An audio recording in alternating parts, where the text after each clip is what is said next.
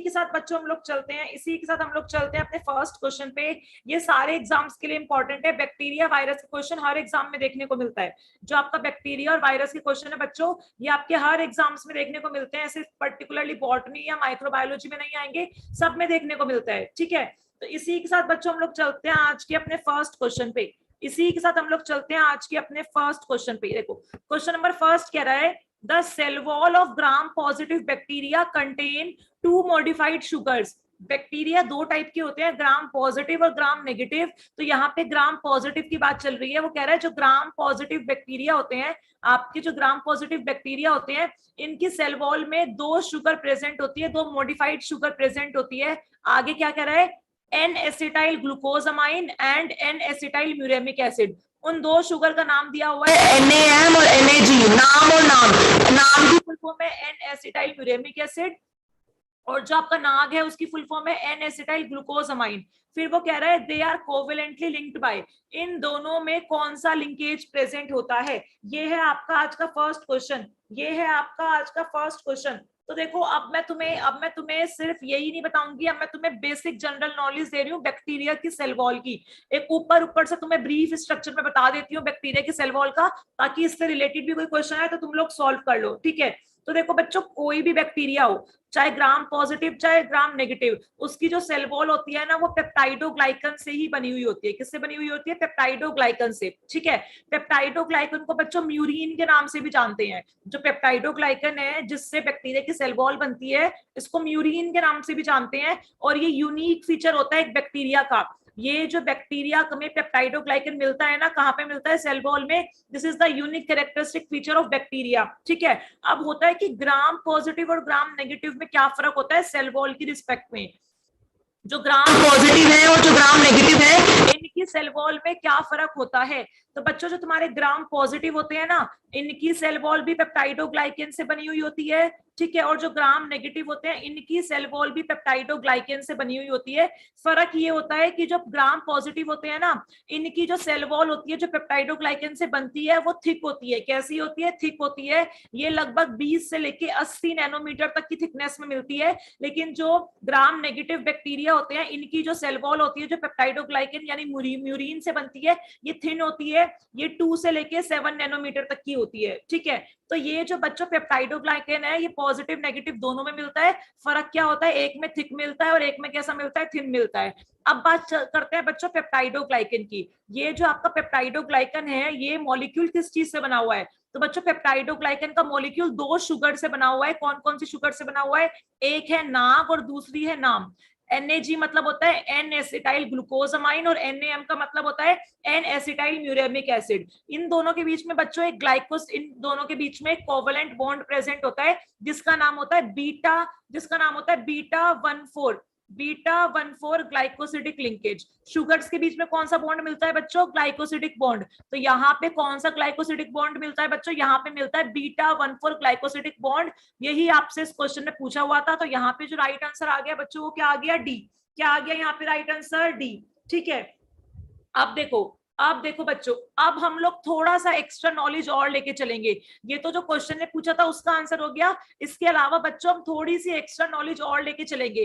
कई बार ये क्वेश्चन आता है कि नाम और नाग में क्या फर्क होता है। ये जो आपका नाम और नाग होता है, इनमें क्या फर्क होता है?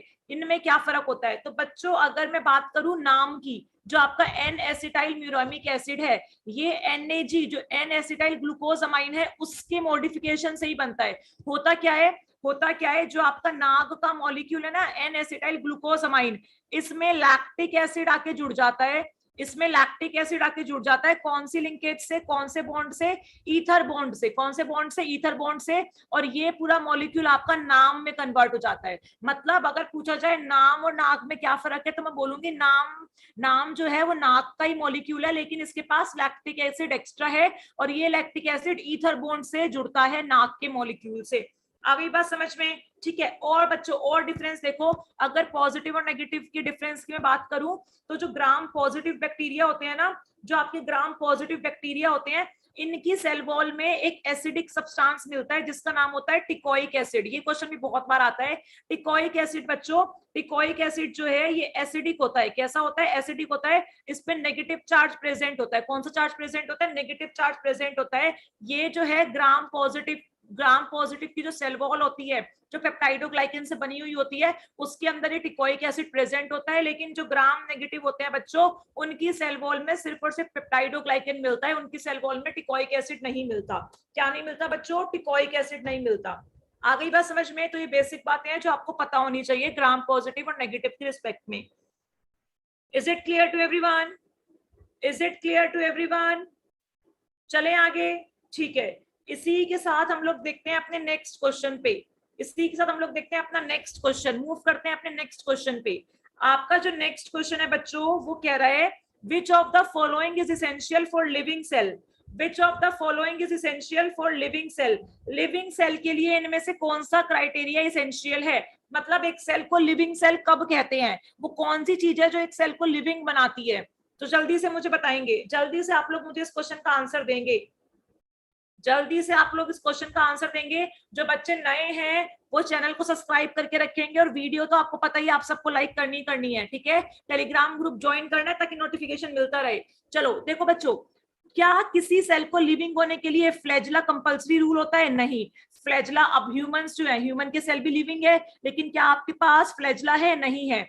ऐसे ही कैप्सूल जो होती है बच्चों, कैप्सूल जो होती है ये बैक्टीरिया की कवरिंग होती है, ठीक है। तो क्या आपके पास जो ह्यूमन है, जो एनिमल्स हैं, उनके पास कैप्सूल नाम की कवरिंग है? नहीं। लेकिन क्या आप लोग लिविंग हो या नहीं हो? आप लोग भी लिविंग हो, तो ये भी गलत हो गया। ऐसे ही सेल वॉल की बात करूं तो सेल वॉल तो एनिमल सेल में मिलती नहीं है, लेकिन एनिमल सेल क्या होते हैं बच्चों? लिविंग। क्या होते हैं? लिविंग। तो ये ऑप्शन भी क्या हो गया? गलत। तो बच्चों साइटोप्लाज्मिक मेम्ब्रेन क्या होती है? साइटोप्लाज्म, सेल के अंदर का जो फ्लूइड होता है, इसको जो मेम्ब्रेन एनक्लोज करके रखती है उसको बोलते हैं प्लाज्मा मेम्ब्रेन। क्या बोलते हैं? Plasma membrane. ये यूनिक कैरेक्टरिस्टिक फीचर होती है लिविंग सेल का। कोई भी लिविंग सेल हो, चाहे वो बैक्टीरिया का हो, चाहे वो प्लांट का हो, चाहे वो फंजाई का हो, चाहे वो एनिमल का हो, किसी का भी हो, हर किसी के पास प्लाज्मा मेम्ब्रेन मिलेगी ही मिलेगी। ऐसा कोई भी सेल नहीं होता बच्चों जिसके पास प्लाज्मा मेम्ब्रेन एब्सेंट हो। तो साइटोप्लाज्मिक मेम्ब्रेन यहाँ पे घुमा फिरा के बोल दिया। साइटोप्लाज्मिक मेम्ब्रेन का मतलब क्या है बच्चों? यहाँ पे प्लाज्मा मेम्ब्रेन। क्या मतलब है? Plasma membrane. तो यहाँ पे जो राइट आंसर है बच्चों वो क्या हो गया? डी। यहाँ पे जो राइट आंसर है बच्चों वो क्या हो गया? डी। आ गई बात समझ में? Is it clear to everyone? Is it clear to everyone? जल्दी से बताएंगे, क्या ये बात हम सबको क्लियर है? Is it clear to everyone? ठीक है, इसी के साथ हम लोग चलते हैं अपने नेक्स्ट क्वेश्चन पे। इसी के साथ बच्चों हम लोग चलते हैं अपने नेक्स्ट क्वेश्चन पे। हमारा नेक्स्ट क्वेश्चन ये कह रहा है which of the following is not true about capsule and slime layer. इनमें से कैप्सूल और स्लाइम लेयर की रिस्पेक्ट में कौन सी बात इनकरेक्ट है, कौन सी बात ट्रू नहीं है? नॉट ट्रू का मतलब हमें क्या बताना है बच्चों? इनकरेक्ट। क्या बताना है? इनकरेक्ट। नॉट ट्रू का मतलब क्या है बच्चों? नॉट ट्रू का मतलब है हमें क्या बताना है बच्चों? इनकरेक्ट। क्या बताना है? इनकरेक्ट। ठीक है, तो बच्चों पहली बात ये कैप्सूल और स्लाइम लेयर होते क्या है, हमें ये पता लगाना है कि what is capsule and what is slime layer. तो बच्चों हमें पता है दो टाइप के बैक्टीरिया है हमारे पास, एक है ग्राम पॉजिटिव, दूसरा है ग्राम नेगेटिव। दूसरे कौन से है बच्चों? Gram negative. ध्यान से मेरी बात सुनेंगे, काफी नॉलेज एक्स्ट्रा मैं तुम्हें दे रही हूँ यहाँ पे। एक है ग्राम पॉजिटिव, दूसरे है ग्राम नेगेटिव। दोनों के अंदर ही बच्चों, दोनों के अंदर ही साइटोप्लाज्म को जो कवर करके रखता है, एनक्लोज करके रखता है, वो मेम्ब्रेन होती है प्लाज्मा मेम्ब्रेन। कौन सी होती है बच्चों? Plasma membrane. प्लाज्मा मेम्ब्रेन के बाद जो वॉल प्रेजेंट होती है दोनों बैक्टीरिया में, प्लाज्मा मेम्ब्रेन के बाद जो वॉल प्रेजेंट होती है दोनों बैक्टीरिया में, वो होती है सेल वॉल। कौन सी होती है बच्चों? Cell wall. सेल वॉल जो है वो ग्राम पॉजिटिव की थिक होती है, और जो ग्राम नेगेटिव है उसकी कैसी होती है? थिन। तो मैंने ग्राम पॉजिटिव की थिक बनाई है और ग्राम नेगेटिव की कैसे बनाई है बच्चों? थिन बनाई है। सेल वॉल के बाद बच्चों जो ग्राम नेगेटिव होते हैं ना, इनके पास एक और मेम्ब्रेन मिलती है जिसको बोलते हैं आउटर मेम्ब्रेन। क्या बोलते हैं? Outer membrane. ये जो आउटर मेम्ब्रेन होती है बच्चों, ये ग्राम नेगेटिव में एब्सेंट होती है। सॉरी मैंने उल्टा बोल दिया, एक सेकंड रुको। ये जो आउटर मेम्ब्रेन होती है बच्चों, ये जो आउटर मेम्ब्रेन होती है ये ग्राम नेगेटिव में प्रेजेंट होती है, ग्राम नेगेटिव में प्रेजेंट होती है और वहीं पे ग्राम पॉजिटिव में क्या होती है, एब्सेंट। ग्राम पॉजिटिव में क्या होती है, एब्सेंट। ठीक है, ये पॉइंट बहुत बार पूछा जाता है कि ग्राम नेगेटिव में कौन सी लेयर एक्स्ट्रा होती है, तो हम लोग क्या बोलेंगे, आउटर मेम्ब्रेन। क्या बोलेंगे, आउटर मेम्ब्रेन। ऐसे भी क्वेश्चन आते हैं कि प्लाज्मा मेम्ब्रेन के बाद सेल वॉल थिन किसकी होती है और थिक किसकी होती है, तो थिन किसकी होती है, ग्राम नेगेटिव की, और थिक किसकी होती है, ग्राम पॉजिटिव की। इसके अलावा बच्चों, इसके अलावा क्या होता है, एक शुगर की लेयर, बैक्टीरिया जो होते हैं ना, वो अपनी सेल वॉल के बाहर एक शुगर की लेयर सिक्रेट करते हैं जिसको बोलते हैं ग्लाइकोकैलिक्स। क्या बोलते हैं, ग्लाइकोकैलिक्स। कैलिक्स वर्ड का मतलब होता है लेयर और ग्लाइको वर्ड का मतलब होता है शुगर। कैलिक्स वर्ड का मतलब क्या होता है बच्चों, लेयर, और ग्लाइको का मतलब क्या होता है, शुगर। ठीक है, तो बच्चों जो सेल वॉल होती है ना, सेल वॉल के बाहर जो ये बैक्टीरिया होते हैं ना, ये एक शुगर की लेयर सिक्रेट करते हैं। इस तरीके से शुगर की एक पूरी लेयर सिक्रेट करते हैं जिसको बोलते हैं ग्लाइकोकैलिक्स। क्या बोलते हैं, ग्लाइकोकैलिक्स। चाहे ग्राम पॉजिटिव हो चाहे नेगेटिव हो, दोनों ही क्या बनाते हैं, ग्लाइकोकैलिक्स बनाते हैं। तो बच्चों ये जो ग्लाइकोकैलिक्स होती है ना, ये जो ग्लाइकोकैलिक्स होती है, किस किस चीज से बनी हुई होती है, एक तो इसमें कार्बोहाइड्रेट मिलेंगे, कार्बोहाइड्रेट को हम लोग पॉलीसेक्राइड बोलेंगे। कार्बोहाइड्रेट तीन टाइप के होते हैं, मोनोसेक्राइड, ओलिगोसेक्राइड और पॉलीसेक्राइड। तो जो पॉलीसेक्राइड कार्बोहाइड्रेट होते हैं ना, जनरली वो प्रेजेंट होते हैं इस ग्लाइकोकैलिक्स में, और इसमें पॉलीपेप्टाइड भी देखने को मिलता है। तो अगर ये ग्लाइकोकैलिक्स बच्चों, ये जो ग्लाइकोकैलिक्स है, अगर ये एकदम टाइट और एकदम रिजिड फॉर्म में प्रेजेंट है, तब इसको हम कैप्सूल बोलते हैं। क्या बोलते हैं, कैप्सूल बोलते हैं। और यही ग्लाइकोकैलिक्स अगर लूज फॉर्म में प्रेजेंट है, तब हम इसको स्लाइम लेयर बोलते हैं। क्या बोलते हैं, स्लाइम लेयर। तो आपको कैप्सूल और स्लाइम लेयर का डिफरेंस समझ में आया। कैप्सूल और स्लाइम लेयर पॉजिटिव नेगेटिव दोनों में मिल सकती है। ये पॉलीसेक्राइड और पॉलीपेप्टाइड से बनी हुई एक लेयर है। ये पॉलीसेक्राइड और पॉलीपेप्टाइड से बनी हुई एक लेयर है। ये ग्राम पॉजिटिव और नेगेटिव दोनों में मिल सकती है। ये सेल वॉल के बाहर प्रेजेंट होती है। ये लेयर अगर टाइटली और रिजिड प्रेजेंट है तो इसको कैप्सूल बोलते हैं। अगर ये लेयर टाइट प्रेजेंट है तो इसको कैप्सूल बोलते हैं। और अगर लूजली पैक्ड है, लूजली प्रेजेंट है, तो उसको बोलते हैं स्लाइम लेयर। क्या बोलते हैं, स्लाइम लेयर। आ गई बात समझ में। तो यहाँ पे बोला है कैप्सूल और स्लाइम लेयर के रिस्पेक्ट में कौन सी स्टेटमेंट करेक्ट नहीं है। अब आपको बच्चों ये जो कैप्सूल और स्लाइम लेयर है ना, इनके फंक्शंस पता होने चाहिए। ये जो आपका कैप्सूल है और जो स्लाइम लेयर है, मतलब जो ग्लाइकोकैलिक्स है, इसका फंक्शन पता होना चाहिए। तो बच्चों ये जो ग्लाइकोकैलिक्स है ना, ये क्या करती है, ये बैक्टीरिया को ना रेजिस्टेंसी प्रोवाइड करती है ताकि मैक्रोफेजेस आके इनको खा ना सके। मैक्रोफेजेस क्या करते हैं, बैक्टीरिया को खा जाते हैं ना। आपकी जो बॉडी के अंदर इम्यूनिटी सेल प्रेजेंट है, मैक्रोफेजेस, वो क्या करते हैं, वो इन बैक्टीरिया सेल को, पैथोजन को खा जाते हैं। लेकिन ये जो ग्लाइकोकैलिक्स लेयर होती है ना, ये इस चीज में हेल्प करती है कि बैक्टीरिया जो है उसको फेगोसाइटोसिस का जो प्रोसेस है उससे बचाती है। बैक्टीरिया किसी का शिकार ना बन जाए, कोई मैक्रोफेज आके उसको खा ना जाए, इस चीज में प्रोटेक्शन प्रोवाइड करती है ग्लाइकोकैलिक्स। आ गई बात समझ में। तो अब आप लोग मुझे इस क्वेश्चन का आंसर बताइए। अब आप लोग मुझे इस क्वेश्चन का आंसर बताइए। मैंने पूरी कहानी आपके आगे रख दी है, जल्दी से बताइए, जल्दी से बताइए। जल्दी से इस क्वेश्चन का आंसर बताइए। बहुत बच्चों का आंसर आ चुका है। बाकी बच्चे भी इस क्वेश्चन का आंसर बताएंगे। बाकी बच्चे भी इस क्वेश्चन का आंसर बताएंगे। Very good, very good. बहुत बच्चों का आंसर सही आ रहा है। सबका आंसर सही आ रहा है। सबका आंसर सही आ रहा है कि ये देखो, यहाँ पे सब बच्चों का आंसर सही आ रहा है। सी, ए ऑप्शन क्या कह रहा है, they consist of secreted material lying outside the bacterial cell wall. Slime layer और कैप्सूल जो है वो सेल वॉल के बाहर प्रेजेंट होता है, जो कि सीक्रेटेड मटेरियल से बना होता है। तो ये ऑप्शन सही है। फिर बोल रहे हैं they can prevent desiccation of bacterial cell. अगर एक एक्स्ट्रा कवरिंग एक सेल को मिल गई है तो उसका डेसिकेशन होने से प्रिवेंट हो जाएगा। ये ऑप्शन भी सही है। डी ऑप्शन कह रहा है they help bacteria resist phagocytosis by macrophages. ये तो मैंने आपको बताया ही है, ये ऑप्शन भी सही है। तो यहाँ पे इनकरेक्ट स्टेटमेंट क्या है, they are required for bacteria to grow normally in culture. मतलब अगर ग्लाइकोकैलिक्स प्रेजेंट है तो बैक्टीरिया नॉर्मली कल्चर में ग्रो करेंगे। ये स्टेटमेंट सही नहीं है। जिनके पास ग्लाइकोकैलिक्स प्रेजेंट नहीं होता वो भी कल्चर में नॉर्मली ग्रो कर सकते हैं। तो ये स्टेटमेंट कैसी है, यहाँ पे इनकरेक्ट। तो यहाँ पे जो राइट आंसर है, यहाँ पे जो राइट आंसर है वो क्या हो जाएगा बच्चों, सी। क्या हो जाएगा, सी। आ गई बात समझ में। निरूपमा ये कोई कंपल्सरी रूल नहीं है, ये कोई कंपल्सरी रूल नहीं है, किसी में भी हो सकता है, कुछ भी हो सकता है। ठीक है, इसी के साथ हम लोग मूव करते हैं अपने नेक्स्ट क्वेश्चन पे। इसी के साथ बच्चों हम लोग मूव करते हैं अपने नेक्स्ट क्वेश्चन पे। ये बात सबको क्लियर है मैंने जो तुम्हें सेल वॉल का कंसेप्ट पढ़ाया है वो क्लियर है, स्लाइम लेयर क्या होती है ये बात क्लियर है, कैप्सूल क्या होती है ये बात क्लियर है। इसी के साथ अब हम लोग मूव करते हैं अपने नेक्स्ट क्वेश्चन पे। Let's move to our next question. ये देखो, ये रहा हमारा नेक्स्ट क्वेश्चन, ये रहा हमारा नेक्स्ट क्वेश्चन। नेक्स्ट क्वेश्चन कह रहा है chemolithotrophs are those bacteria which can utilise.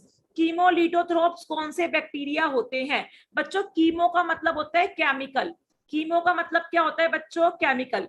Chemo का मतलब होता है केमिकल, ठीक है।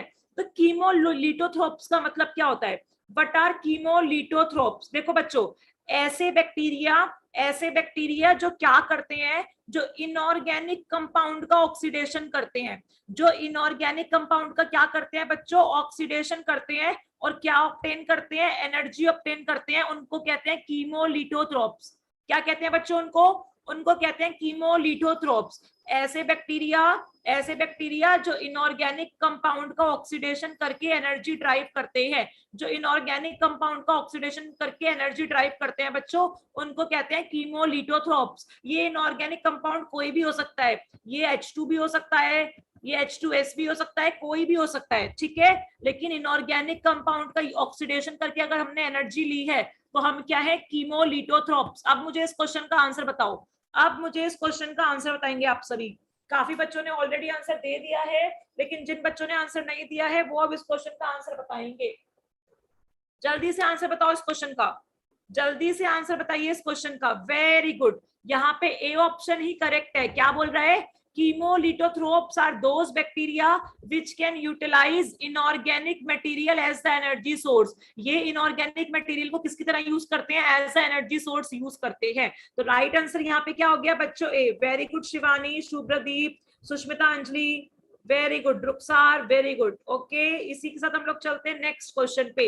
ये रहा हमारा नेक्स्ट क्वेश्चन, ये रहा हमारा नेक्स्ट क्वेश्चन। देखते हैं इस क्वेश्चन का आंसर कौन बताएगा। थोड़ा सा नया क्वेश्चन है, देखते हैं इस क्वेश्चन का आंसर कौन बताएगा। थोड़ा सा नया क्वेश्चन है, थोड़ा सा नया क्वेश्चन है, देखते हैं इसका आंसर कौन बताएगा। हो सकता है किसी किसी बच्चे ने तो पहली बार ये सारे नाम सुने हो, तो घबराने की जरूरत नहीं है। देखते हैं यहाँ पे किस किस का आंसर, यहाँ पे किस किस का आंसर सही है, जल्दी से बताइए, जल्दी से बताइए यहाँ पे किस किस का आंसर सही है। देखती हूँ मैं, इस क्वेश्चन का आंसर दीजिए जल्दी से। क्वेश्चन है a bacterial cell that is mostly haploid but is diploid for some speech some region of the genome is called. जल्दी से बताओ, वो क्या कह रहा है? एक बैक्टीरिया सेल जो ज्यादातर हैप्लॉइड होता है लेकिन उसके जीनोम का कुछ कुछ रीजन क्या होता है बच्चों? डिप्लॉइड होता है, उनको क्या कहते हैं? नहीं नहीं नहीं, किसी का भी आंसर गलत, किसी का भी आंसर सही नहीं है, किसी का भी आंसर सही नहीं है। नहीं नहीं, एक बच्चे का भी आंसर सही नहीं है, सब लोग तुक्का लगा रहे हैं। बच्चों ये देखो, ये किसी बैक्टीरिया का जीनोम है, ये किसी बैक्टीरिया का जीनोम है। सपोज ऐसा होता नहीं है, मैंने बना समझाने के लिए बता दिया। ये किसी बैक्टीरिया का क्या है? जीनोम। यहाँ पे मैं बोल रही हूँ इतना हिस्सा, ये जो पर्पल कलर से मार्क है, जो पर्पल कलर से बना हुआ है, ये सारा हिस्सा कैसा है बच्चा? वो हैप्लॉइड। और जो मैं ऑरेंज कलर से दिखा रही हूँ ना बीच बीच में कहीं पे, यहाँ पे कहीं कहीं पे क्या प्रेजेंट है? डिप्लॉइड पोर्शन प्रेजेंट है। तो इस टाइप की कंडीशन को क्या कहते हैं? शेखर का आंसर, अंजलि का आंसर बिल्कुल सही है बच्चों। इस टाइप की कंडीशन को मीरो डिप्लॉइड कहते हैं। क्या कहते हैं? Miro diploid. अगर किसी का जीनोम मोर देन 90% या अधिकतर कैसा है बच्चों? हैप्लॉइड है, लेकिन कहीं कहीं किसी किसी रीजन से कैसा है बच्चों? वो डिप्लॉइड। किसी किसी रीजन से कैसा है बच्चों? वो डिप्लॉइड, और बाकी मेजोरिटी ऑफ रीजन से कैसा है? हैप्लॉइड। तो बच्चों इस कंडीशन को मीरो डिप्लॉइड बोला जाता है। क्या बोला जाता है? Miro diploid. क्या कहते हैं बच्चों इसको? Miro diploid. ठीक है, आ गई बात समझ में? Very good, very good. चले आगे, इसी के साथ हम लोग चलते हैं नेक्स्ट क्वेश्चन पे। बच्चों जो बायोटेक के बच्चे हैं उनको तो प्लांट बायोटेक पढ़नी ही पड़ेगी। जो मोनिका, अगर आपने बायोटेक्नोलॉजी से दिया है तो आपको प्लांट टिश्यू कल्चर, एग्रोबैक्टीरियम वगैरह, प्लाज्मिड्स वगैरह सारे बहुत अच्छे से पढ़ने पड़ेंगे। Yeast artificial chromosome, bacterial artificial chromosome, culture tissue किस टाइप के होते हैं, ये सब आपको अच्छे से डिटेल में पढ़ना पड़ेगा। पीसीआर वगैरह आपको अच्छे से डिटेल में करना ही करना पड़ेगा। और अगर आप नॉर्मली किसी भी बॉटनी जूलॉजी से हैं तो बॉटनी वाले बच्चों को बेसिक प्लांट बायोटेक आनी चाहिए और जूलॉजी वालों को बेसिक एनिमल बायोटेक आनी चाहिए। ठीक है, चले आगे। इसी के साथ हम लोग चलते हैं नेक्स्ट क्वेश्चन पे। इसी के साथ बच्चों हम लोग मूव करते हैं अपने नेक्स्ट क्वेश्चन पे। ये रहा हमारा नेक्स्ट क्वेश्चन, ये रहा हमारा नेक्स्ट क्वेश्चन। चलो, बोल रहा है during conjugation, during conjugation, conjugation के दौरान क्या होता है? ड्यूरिंग कॉन्जुगेशन, कॉन्जुगेशन के दौरान क्या होता है? तो बच्चों कई बार तो यही पूछ लेते हैं कि ये जो कॉन्जुगेशन टर्म है ये किसने दी थी? ये जो कॉन्जुगेशन टर्म है बच्चों, कई बार तो यही पूछ लेते हैं ये टर्म किसने दी थी? तो बच्चों ये टर्म दी थी लिडरबर्ग एंड टोटम ने। किसने दी थी? लिडरबर्ग एंड टोटम ने। जो आपके लिडरबर्ग और टोटम थे उन्होंने ये टर्म दी थी कॉन्जुगेशन। उन्होंने कंसेप्ट बताया था कॉन्जुगेशन। क्या बताया था बच्चों उन्होंने? उन्होंने बताया था कॉन्जुगेशन। बच्चों कॉन्जुगेशन में क्या होता है? कॉन्जुगेशन में क्या होता है? दो बैक्टीरियल सेल होते हैं। कॉन्जुगेशन में क्या होता है बच्चों? दो बैक्टीरियल सेल होते हैं, इनमें से एक डोनर की तरह काम करता है और दूसरा रिसिपिएंट की तरह काम करता है। एक बच्चों इनमें से डोनर की तरह काम करता है और दूसरा किसकी तरह काम करता है? दूसरा काम करता है रिसिपिएंट की तरह। किसकी तरह काम करता है बच्चों? रिसिपिएंट की तरह काम करता है। ठीक है, होता क्या है बच्चों, ये दोनों सेल आपस में इस तरीके से कांटेक्ट में आते हैं और इन दोनों के बीच में एक ट्यूब बनती है। ये दोनों सेल आपस में इस तरीके से कांटेक्ट में आते हैं और इन दोनों के बीच में ट्यूब बनती है। जो डोनर होता है उसको पॉजिटिव से डिनोट कर देते हैं और जो रिसिपिएंट होता है उसको नेगेटिव से डिनोट कर देते हैं। तो एक तो बच्चों इनके पास अपना, एक तो इनके पास अपना जेनेटिक मटेरियल होता है जो प्रॉपर क्रोमोसोम्स की फॉर्म में होता है। दूसरा बच्चों जो बैक्टीरिया होते हैं ना, बैक्टीरिया के पास एक एक्स्ट्रा सेलुलर डीएनए भी प्रेजेंट होता है। बैक्टीरिया के पास बच्चों एक extra cellular, extra chromosomal DNA भी प्रेजेंट होता है। जो बैक्टीरिया होते हैं ना, एक तो इनके पास अपना प्रॉपर क्रोमोसोमल डीएनए है, इसके अलावा भी बच्चों इनके पास एक एक्स्ट्रा क्रोमोसोमल डीएनए मतलब एक और ऐसा एक्स्ट्रा मटेरियल प्रेजेंट होता है जिसके पास जीन प्रेजेंट होते हैं। इसको हम लोग प्लाज्मिड कहते हैं। क्या कहते हैं बच्चों? प्लाज्मिड कहते हैं। तो कॉन्जुगेशन में क्या होता है, ये जो प्लाज्मिड है ना, ये डोनर से कहां चला जाता है? रिसिपिएंट में चला जाता है। जनरली जो प्लाज्मिड होते हैं बच्चों, ये डबल स्ट्रैंडेड डीएनए मॉलिक्यूल होते हैं। कैसे होते हैं? डबल स्ट्रैंडेड डीएनए मॉलिक्यूल होते हैं। तो कॉन्जुगेशन के दौरान, कॉन्जुगेशन के दौरान जो आपका प्लाज्मिड है ना, जो आपका प्लाज्मिड है ये इस तरीके से डबल स्ट्रैंडेड फॉर्म में प्रेजेंट है। तो एक स्ट्रैंड में, इसके एक स्ट्रैंड में निक लगता है मतलब कट लगता है, तो इसका एक स्ट्रैंड इस तरीके से खुल जाता है और एक स्ट्रैंड जो है वो रिसिपिएंट के पास चला जाता है और एक स्ट्रैंड कहाँ रह जाता है जिसमें कट नहीं लगता? वो रह जाता है डोनर के पास। जब दोनों में, जब रिसिपिएंट और डोनर दोनों में एक कॉपी प्रेजेंट हो गई प्लाज्मिड की, तो ये प्लाज्मिड क्या करते हैं? अपना रेप्लिकेशन खुद कर सकते हैं। तो ये दोबारा रेप्लिकेट करके अपना डबल स्ट्रैंडेड डीएनए तैयार कर लेते हैं। तो इस तरीके से बच्चों हम क्या करते हैं, दो बैक्टीरियल सेल के बीच में जहां पे एक डोनर है एक रिसिपिएंट है, उनके बीच में एक साइटोप्लाज्मिक ब्रिज बनवाते हैं और जो है जेनेटिक मटेरियल जो है उसका ट्रांसफर करते हैं। आ गई बात समझ में? प्लाज्मिड जो है बच्चों, प्लाज्मिड जो है वो सेल्फ ट्रांसमिबल होता है। उसका ट्रांसमिशन, उसका ट्रांसपोर्ट करने के लिए किसी स्पेशल फैक्टर की जरूरत नहीं पड़ती। इट इज सेल्फ ट्रांसमिशिबल, ये अपना ट्रांसपोर्ट खुद कर सकता है। प्लस ये लोग सेल्फ रेप्लिकेटिंग होते हैं, अपना रेप्लिकेशन क्या करते हैं लोग? खुद कर देते हैं। आ गई बात समझ में? Is it clear to everyone? तो बच्चों जब कॉन्जुगेशन होता है तो प्लाज्मिड के साथ साथ जो साइटोप्लाज्मिक फ्लूइड है वो भी क्या हो जाता है? एक्सचेंज हो जाता है। वो भी क्या हो जाता है? एक्सचेंज। तो अब मुझे बताओ यहाँ पे राइट आंसर क्या होगा? अब मुझे बताओ यहाँ पे राइट आंसर क्या होगा? जल्दी से मुझे बताओ यहाँ पे राइट आंसर क्या होगा? सब बच्चों का मुझे आंसर चाहिए यहाँ पे, जल्दी से बताएंगे कि यहाँ पे राइट आंसर क्या होगा। गलत बच्चों, तुम लोग गलत आंसर दे रहे हो। कॉन्जुगेशन में फर्स्ट पॉइंट कह रहा है cell to cell contact is required. तो मैंने आपको बताया ना, एक सेल को दूसरे सेल के साथ कॉन्टैक्ट बनाना पड़ेगा तभी कॉन्जुगेशन होता है। तो फर्स्ट ऑप्शन ही सही है यहाँ पे। फिर वो कह रहा है नेक्ड डीएनए इज प्रेजेंट, गलत। यहाँ पे प्लाज्मिड डीएनए का ट्रांसपोर्ट होता है। फिर वो कह रहा है बैक्टीरियोफाज जो है वो डीएनए ट्रांसफर करवाता है, नहीं, प्लाज्मिड अपना ट्रांसफर खुद करवा लेता है। फिर वो कह रहा है ओनली प्लाज्मिड इज ट्रांसफर्ड, ये भी गलत है। प्लाज्मिड के साथ साथ जो साइटोप्लाज्मिक फ्लूइड होता है उसका भी क्या होता है बच्चों? ट्रांसफर होता है। और कई बार जो मेन जीनोम होता है वहां से भी कुछ ना कुछ जीन्स जो है वो ट्रांसफर हो जाते हैं। आ गई बात समझ में? तो यहाँ पे जो राइट आंसर है बच्चों वो क्या है? ए। राइट आंसर क्या है? ए। इसी के साथ हम लोग चलते हैं नेक्स्ट क्वेश्चन पे। क्या ये बात सबको क्लियर है? जो बच्चे डी आंसर दे रहे थे उन्हें समझ में आ गया?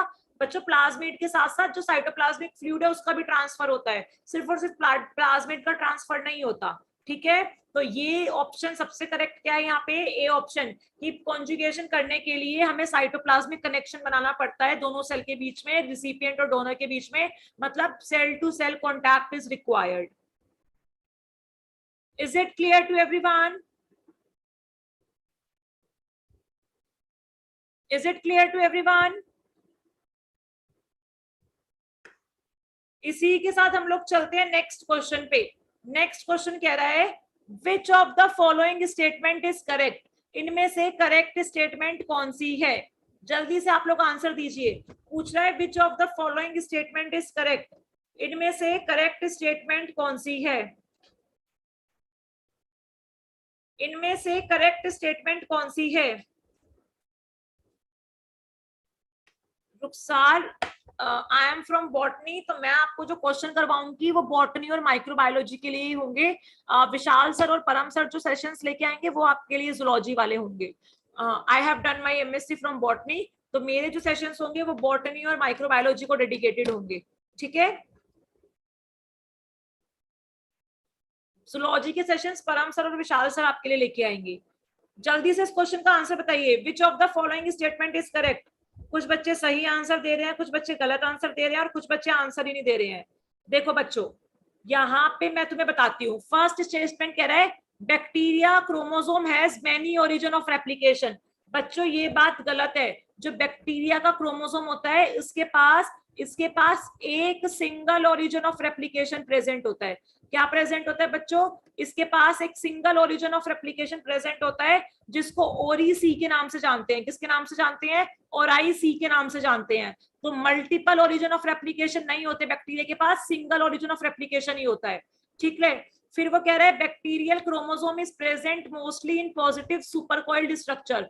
तो बच्चों सुपरकॉइलिंग दो टाइप की होती है, पॉजिटिव और नेगेटिव। तो जो बैक्टीरिया होते हैं ना, इनके अंदर नेगेटिव सुपरकॉइलिंग मिलती है। तो ये स्टेटमेंट भी क्या हो गई? गलत।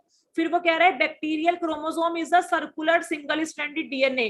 बैक्टीरिया का जो क्रोमोसोम होता है वो इस तरीके से एक सिंगल स्ट्रैंडेड डीएनए होता है जो सर्कुलर फॉर्म में प्रेजेंट होता है। जबकि बच्चों बैक्टीरिया का जो क्रोमोसोम होता है ना, जनरली वो double stranded circular DNA form में प्रेजेंट होता है। डीएनए के दो सर्कुलर स्ट्रैंड प्रेजेंट होते हैं। तो ये तीनों स्टेटमेंट गलत है। तो ऑब्वियसली बात है, आंसर क्या हो गया? डी। आंसर क्या होगा? वो कह रहा है bacterial chromosome has no centromere and telomere.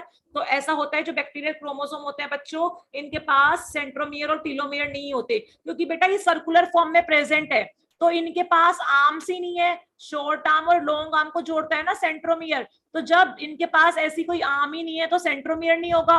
और टीलोमियर तो बच्चों आपके क्रोमोसोम का एंड वाला पोर्शन होता है। यहाँ पे बैक्टीरिया जब सर्कुलर फॉर्म में इसका क्रोमोसोम प्रेजेंट है तो कोई एंड ही नहीं है क्रोमोसोम का। जब कोई एंड ही नहीं है तो टीलोमर कहाँ से होगा? तो यहाँ पे जो राइट आंसर है बच्चों वो क्या हो जाएगा? डी। क्या हो जाएगा? डी। आ गई बात समझ में? आ गई बात समझ में? Is it clear to everyone? Is it clear to everyone? जल्दी से बताइए, is it clear to everyone? जल्दी से आंसर देंगे। क्या ये बात हमें समझ में आ गई है? इसी के साथ बच्चों हम लोग चलते हैं अपने नेक्स्ट क्वेश्चन पे। इसी के साथ बच्चों हम लोग चलते हैं अपने नेक्स्ट क्वेश्चन पे। देखते हैं नेक्स्ट क्वेश्चन का आंसर कौन देगा। जल्दी से नेक्स्ट क्वेश्चन का आंसर दीजिए। जल्दी से नेक्स्ट क्वेश्चन का आंसर दीजिए। अवंतिका, ये बेसिक थोड़ा बहुत जूलॉजी में आ सकता है, बाकी जूलॉजी के लिए इतना ज्यादा इंपॉर्टेंट नहीं है। जूलॉजी के लिए आपका एनिमल फिजियोलॉजी, हॉर्मोन्स वाला पोर्शन, और जो आपका कोर जूलॉजी है, जो एनिमल किंगडम है, वो एनिमल टिश्यू है, रिप्रोडक्शन के क्वेश्चन ये ज्यादा इंपॉर्टेंट है। जल्दी से इस क्वेश्चन का आंसर दीजिए। जल्दी से मुझे इस क्वेश्चन का आंसर दीजिए। एक ही बच्चे का आंसर आया है, सब बच्चे जल्दी से इस क्वेश्चन का आंसर देंगे। देखो, वो कह रहा है अ प्लाज्मिड इज, प्लाज्मिड क्या होता है? तो बच्चों पहले मैं तुम्हें समझाती हूँ प्लाज्मिड क्या होता है। बच्चों प्लाज्मिड ना सेल्फ रेप्लिकेटिंग होता है। मतलब ये ऐसी चीज है जो अपने आप अपना रेप्लिकेशन कर लेता है। ये ऐसा मॉलिक्यूल है बच्चों, ये ऐसा मॉलिक्यूल है जो अपना रेप्लिकेशन खुद ही कर लेता है। तो ऐसा मॉलिक्यूल जो अपना कंट्रोल अपने हाथ में रखता है उसको ऑटोनोमस कहते हैं। क्या कहते हैं? ऑटोनोमस। ठीक है बच्चों, जनरली जो प्लाज्मिड होता है ना, ये डीएनए का ही मॉलिक्यूल होता है। किसका होता है? डीएनए का ही मॉलिक्यूल होता है। रेयर केसेस में आरएनए के मॉलिक्यूल से भी प्लाज्मिड बनता है। ठीक है, और प्लाज्मिड जो होता है ना बच्चों आपका, वो double stranded circular DNA molecule होता है। प्लाज्मिड जनरली आपका double stranded circular DNA molecule होता है, लेकिन किसी किसी के अंदर लीनियर प्लाज्मिड भी देखने को मिलता है। जैसे कि आपने नाम सुना होगा स्ट्रेप्टोमाइसिस। स्ट्रेप्टोमाइसिस जो बैक्टीरिया है इनके अंदर लीनियर प्लाज्मिड देखने को मिलता है। तो प्लाज्मिड जनरली जो होता है बच्चों वो सर्कुलर होता है और जनरली डबल स्ट्रैंडेड डीएनए की फॉर्म में प्रेजेंट होता है। इस तरीके से एक तो बैक्टीरियल के पास अपना क्रोमोसोमल डीएनए तो है ही है, उसके अलावा क्रोमोसोम के अलावा ये एक extra double stranded DNA molecule होता है जिसके पास जीन्स होते हैं। तो इसी रीजन से हम इसको एक्स्ट्रा क्रोमोसोमल जेनेटिक मटेरियल के नाम से भी जानते हैं। तो ये मैंने आपको बता दिया प्लाज्मिड के बारे में। बैक्टीरिया के अंदर 1 से लेके 1000 तक प्लाज्मिड हो सकते हैं। बहुत सारे प्लाज्मिड भी हो सकते हैं बैक्टीरिया के अंदर, जरूरी नहीं है एक बैक्टीरिया के पास एक ही प्लाज्मिड होगा। तो अब मुझे बताओ यहाँ पे राइट आंसर क्या होगा? अब आप लोग मुझे बताइए यहाँ पे राइट आंसर क्या होगा? देखो ए ऑप्शन कह रहा है a plasmid is a fragment of a chromosome that is transferred during bacterial conjugation. ये बात भी सही लग रही है कि प्लाज्मिड एक ऐसा फैक्टर होता है जो कॉन्जुगेशन के प्रोसेस में ट्रांसफर किया जाता है। ये भी सही लग रहा है। फिर वो कह रहा है a piece of DNA carrying multiple cloning site. ये डीएनए का वो पीस है जिसके पास मल्टीपल क्लोनिंग साइट होती है। गलत बेटा, इसके पास मल्टीपल क्लोनिंग साइट नहीं होती। फिर वो कह रहा है it is a circular double stranded DNA which can replicate independently. ये ऑप्शन मुझे बिल्कुल एप्रोप्रिएट लग रहा है कि ये एक सर्कुलर डबल स्ट्रैंडेड डीएनए का मॉलिक्यूल होता है जो अपना रेप्लिकेशन क्या करवा सकता है? खुद करवा सकता है। तो बच्चों मोस्ट एप्रोप्रिएट आंसर क्या हो गया यहाँ पे? सी। अगर एक से ज्यादा ऑप्शन सही लगते हैं तो हम उसको टिक करके आते हैं जो सबसे ज्यादा एप्रोप्रिएट है, जो सबसे ज्यादा साइंटिफिक लग रहा है, जिसमें सबसे ज्यादा इंफॉर्मेशन छुपी हुई है। Is it clear to everyone? Is it clear to everyone?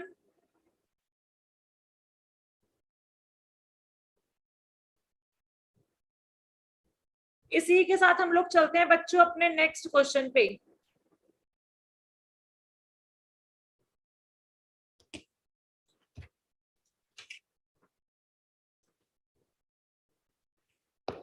जल्दी से बताएंगे नेक्स्ट क्वेश्चन। बोल रहा है which of the following statement regarding plasmid is incorrect. इनमें से प्लाज्मिड की रिस्पेक्ट में कौन सी स्टेटमेंट जो है वो इनकरेक्ट है? देखो बच्चों, फर्स्ट स्टेटमेंट बोल रहा है they are mostly circular double stranded DNA. ज्यादातर ये डबल स्ट्रैंडेड सर्कुलर डीएनए के मॉलिक्यूल होते हैं। ठीक है, फिर वो कह रहा है with multiple copies of pseudogenes, लेकिन इनके पास स्यूडोजीन्स की बहुत सारी कॉपी होती है। तो अब बात आती है मैम व्हाट आर स्यूडोजीन्स? स्यूडोजीन्स क्या होते हैं? तो बच्चों देखो, डीएनए जो होता है ना, डीएनए के ऊपर जो सेगमेंट फंक्शनल होता है उसको जीन कहते हैं। आपको पता है डीएनए से एमआरएनए बनता है, डीएनए से एमआरएनए बनता है। तो डीएनए में जो फंक्शनल सेगमेंट होता है ना, जो एमआरएनए बनाता है, उस सेगमेंट को सिस्ट्रोन या फिर जीन कहते हैं। ठीक है, तो स्यूडोजीन्स क्या होते हैं? ये तो एक नॉर्मल जीन है। स्यूडोजीन्स क्या होते हैं बच्चों? स्यूडोजीन्स ना एक्चुअल में नॉन फंक्शनल होते हैं, ये एमआरएनए नहीं बनाते, लेकिन जब इनको देखा जाता है ये दिखने में कैसे लगते हैं? फंक्शनल की तरह। स्यूडो मतलब फॉल्स, धोखा देना। तो स्यूडोजीन्स मतलब ये फंक्शनल दिखने का नाटक करते हैं, लेकिन एक्चुअल में कैसे होते हैं? Non functional. तो बच्चों प्लाज्मिड के पास स्यूडोजीन्स जो है उनकी मल्टीपल कॉपी नहीं मिलती। तो बच्चों फर्स्ट स्टेटमेंट यहाँ पे क्या हो गई? इनकरेक्ट। इसका मतलब राइट आंसर यहाँ पे हमें पहले ऑप्शन से पता चल गया। राइट आंसर क्या है बच्चों? यहाँ पे ए। राइट आंसर क्या है बच्चों? यहाँ पे ए। आ गई बात समझ में? आ गई बात समझ में? इसी के साथ हम लोग चलते हैं बच्चों अपने नेक्स्ट क्वेश्चन पे। इसी के साथ बच्चों हम लोग चलते हैं अपने नेक्स्ट क्वेश्चन पे। हमारा नेक्स्ट क्वेश्चन क्या कह रहा है? नेक्स्ट क्वेश्चन क्या कह रहा है ये देखने जा रहे हैं। जल्दी से बताइए। नेक्स्ट क्वेश्चन कह रहा है आ वायरियन इज। वीरियन क्या होता है?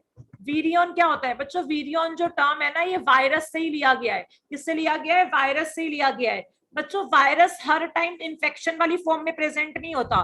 वायरस जो है वो हर टाइम इन्फेक्शन वाली फॉर्म में प्रेजेंट नहीं होता। तो जब वायरस कंप्लीट इन्फेक्शियस वाली फॉर्म में प्रेजेंट होता है, जब वायरस बिल्कुल कंप्लीट इन्फेक्शन वाली फॉर्म में प्रेजेंट होता है कि उसके पास सब कुछ है जो जो उसको चाहिए, उसके पास एनवलप वगैरह, न्यूक्लिक एसिड वगैरह, कैप्सिड वगैरह सब कुछ है जो उसको इन्फेक्शन कोज करने के लिए चाहिए होता है। मतलब जब एक वायरस कंप्लीट इन्फेक्शियस फॉर्म में प्रेजेंट होता है, तभी बच्चों उसको हम क्या कहते हैं, विरियन। क्या कहते हैं, वायरियन। आ गई बात समझ में? तो यहाँ पे जो राइट आंसर है बच्चों वो क्या होगा, बी। यहाँ पे जो राइट आंसर है बच्चों वो क्या होगा, बी। विरियन क्या होती है, ये एक ऐसा वायरस पार्टिकल होता है जो कंप्लीट होता है और जो इन्फेक्शियस फॉर्म में प्रेजेंट होता है, जो इन्फेक्शन कोज कर सकता है। आ गई बात समझ में? इट इज कंप्लीट, ये नेक्ड नहीं होता, इसके बाहर एनवेलप प्रेजेंट होता है, ठीक है, जो उसको कोट चाहिए होता है वो प्रेजेंट होता है, तो ये कंप्लीट फॉर्म में प्रेजेंट होता है और ये इन्फेक्शन कोजिंग पार्टिकल होता है, इन्फेक्शन कोजिंग वायरल होता है, वायरस होता है। तो यहाँ पे जो राइट आंसर होगा बच्चों वो क्या होगा, बी। यहाँ पे जो राइट आंसर होगा बच्चों वो क्या होगा, बी। इसी के साथ हम लोग चलते हैं नेक्स्ट क्वेश्चन पे। वो कह रहा है which of the following statement about spikes present on virus is true. जो वायरस होते हैं ना बच्चों, जो वायरस होते हैं इनके ऊपर ऐसे स्पाइक्स मिलते हैं, तो जो स्पाइक्स होते हैं इनको पैप्लोमर्स भी कहते हैं। ये जो स्पाइक्स होते हैं बच्चों इनको पैप्लोमर्स भी कहते हैं। तो वो कह रहा है वायरस में जो स्पाइक्स प्रेजेंट होते हैं या जो पैप्लोमर्स प्रेजेंट होते हैं उनके बारे में कौन सी स्टेटमेंट सही है। तो बच्चों ये जो स्पाइक्स होते हैं ना, ये शुगर और प्रोटीन से मिलके बनते हैं, इसीलिए इनका जो नेचर होता है वो कैसा होता है, ग्लाइकोप्रोटीनेशियस। ये जो है ये शुगर से मिलके और प्रोटीन से मिलके बनते हैं, ये इसीलिए क्या होते हैं, ग्लाइकोप्रोटीन होते हैं। ग्लाइको मतलब शुगर। और बच्चों जो होस्ट होता है, वायरस जिसको होस्ट की तरह ट्रीट करने वाला है, जिसके अंदर इन्फेक्शन करने वाला है, तो उस होस्ट को पहचानने में और उनसे अटैचमेंट प्रोवाइड करवाने में भी ये स्पाइक्स काम करते हैं, ठीक है। तो यहाँ पे बी और सी दोनों ऑप्शन क्या है, करेक्ट। तो राइट आंसर क्या हो जाएगा, डी। क्या हो जाएगा, डी। आ गई बात समझ में? स्पाइक्स जो है वो ग्लाइकोप्रोटीनेशियस होते हैं और ये होस्ट से जो वायरस होता है उसको रिकॉग्नाइज करवाने में और अटैचमेंट करवाने में हेल्प करवाते हैं। Is it clear to everyone? इसी के साथ हम लोग चलते हैं अपने नेक्स्ट क्वेश्चन पे। नेक्स्ट क्वेश्चन कह रहा है a virus with RNA dependent RNA polymerase. तो बच्चों देखो, आरएनए पॉलीमरेज, ऐसा कोई भी क्वेश्चन आ सकता है। आरएनए पॉलीमरेज का मतलब आरएनए का बनवाना। आरएनए पॉलीमरेज क्या करवा के जाता है, आरएनए का फॉर्मेशन करवा के जाता है। और अगर डीएनए पॉलीमरेज नाम आ गया, क्या नाम आ गया बच्चों, डीएनए पॉलीमरेज, इसका मतलब किसका फॉर्मेशन होने वाला है, डीएनए का फॉर्मेशन होने वाला है, ठीक है। अगर आरएनए बनवाने जा रहे हो, आरएनए बनवाने जा रहे हो, लेकिन आरएनए एक आरएनए से ही बन रहा है, आरएनए को रीड करके अगर आरएनए बनवा रहे हो, तो बस ये बोल दो कि ये जो आरएनए पॉलीमरेज है ये आरएनए डिपेंडेंट है। कैसा है, आरएनए डिपेंडेंट। वहीं अगर डीएनए को रीड करके आरएनए बनवा रहे हो तो बोल दो आरएनए पॉलीमरेज तो है। पॉलीमरेज कैसा है, आरएनए, क्योंकि बन क्या रहा है, आरएनए, लेकिन रीड किसको कर रहा है, डीएनए को, तो इट इज डीएनए डिपेंडेंट। क्या है, डीएनए डिपेंडेंट। ऐसे ही अगर डीएनए से डीएनए बनवा रहे हो, डीएनए से डीएनए बनवा रहे हो, तो पॉलीमरेज कौन सा हो जाएगा, डीएनए। लेकिन डीएनए को यूज करके बनवा रहे हो तो कैसा डिपेंडेंट हो जाएगा, डीएनए डिपेंडेंट। तो बताओ आरएनए डिपेंडेंट आरएनए पॉलीमरेज का मतलब क्या है, अब बताओ तुम। आरएनए डिपेंडेंट आरएनए पॉलीमरेज का मतलब क्या है, आरएनए बनेगा और रीड भी किसको करेगा, आरएनए को। आरएनए से आरएनए बनाने के लिए क्या चाहिए होता है, आरएनए डिपेंडेंट आरएनए पॉलीमरेज। तो मैं बोल सकती हूँ कि आरएनए बनेगा किससे, आरएनए से। तो राइट आंसर क्या हो जाएगा बच्चों, यहाँ पे बी। राइट आंसर क्या हो जाएगा, बी। अगर यहाँ पे डीएनए डिपेंडेंट आरएनए पॉलीमरेज लिखा होता तो तुम बोलते कि डीएनए को टेम्पलेट की तरह यूज करके आरएनए बन रहा है। Is it clear to everyone? Is it clear to everyone? जल्दी से बताएंगे, क्या ये बात हमें क्लियर है? Is it clear to everyone?